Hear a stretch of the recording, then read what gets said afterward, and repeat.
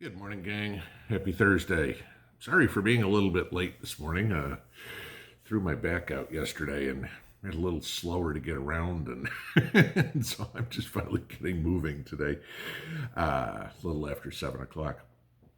And wanted to start out saying to all my brothers and sisters out there, Happy Veterans Day. Thank you, everyone, for the service that you provided to this great country, and to all those who are celebrating Armistice Day or whatever you call November 11th in your country. Thank you as well for doing what you did when you did to keep freedom free. So now we all have to kind of continue on that path. But that kind of leads me to the topic of today, which is military aggression, I guess, if you will, and things that we need to be aware of. I don't have to tell you too much about what's going on with Russia and Ukraine. There hasn't been a whole lot of updates, except that you have, like I said the other day, about 90,000 Russian troops moving to the Ukrainian border, and Romania asking the U.S., not asking NATO, to send troops in. Okay, so that's about the only thing, but there's nothing really going on. A lot of it is just positioning, and nobody can fault any country for moving troops around in its own country. I mean, we could put ballistic missile launchers all over Miami if we wanted to. Cuba would probably go completely nuts, but it's our country. We can move our military equipment wherever we can, and so can Russia, all right? Just because it happens to be on the Ukraine border makes everybody keep an eye open, but it doesn't mean anything's imminent. I know, okay. The more important one, and has been forever, is China-Taiwan. And there was something that came out late last night that I was not aware of, and really made my head turn. Okay.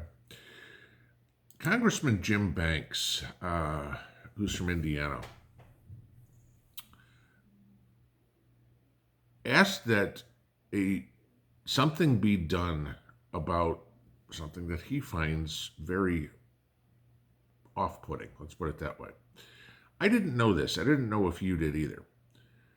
The China Daily newspaper is delivered free of charge to every congressman and senator in Washington every day. China Daily is the official newspaper of the CCP. Why is this being allowed? Okay. And I know, trust me, with my background, somebody say, well, it's intelligence, everything. No, it's not, okay? Intelligence is not gathered by the other person saying, here, have this. This is purely propaganda that the Chinese Communist Party is trying to instill in our politicians. And if I may say so myself, it's working, because we have a whole lot of politicians all the way up to the Oval Office who love China. China's our best friend. Okay. Little do they realize China is our most worthy adversary. Let's put it this way. Militarily, economically, culturally, you name it. All right. If there's any country that could cause the demise of the United States, it's China. Taiwan is a worrisome issue, and it's getting hotter and hotter by the day. The bluster, the rhetoric is beginning to get worrisome, okay? We had a U.S. delegation meet with the Chinese this week. China's comments coming out of this are the White House is playing with fire by colluding with Taipei's pro-independence forces. Okay. I told you the other day about Chinese military conducting exercises in the Taiwan Strait in response to the serious wrong words and deeds of relevant countries. Okay. This is all directed at the United States. China is doing whatever they can to take the first step. Imperialistic nation building, I guess, if you will, or expansion. You guys know about the fact that Hong Kong was supposed to remain independent till what, 2050, I think, by the agreement the Chinese had with Great Britain? That was pissed away. Taiwan was always supposed to be able to maintain its independence.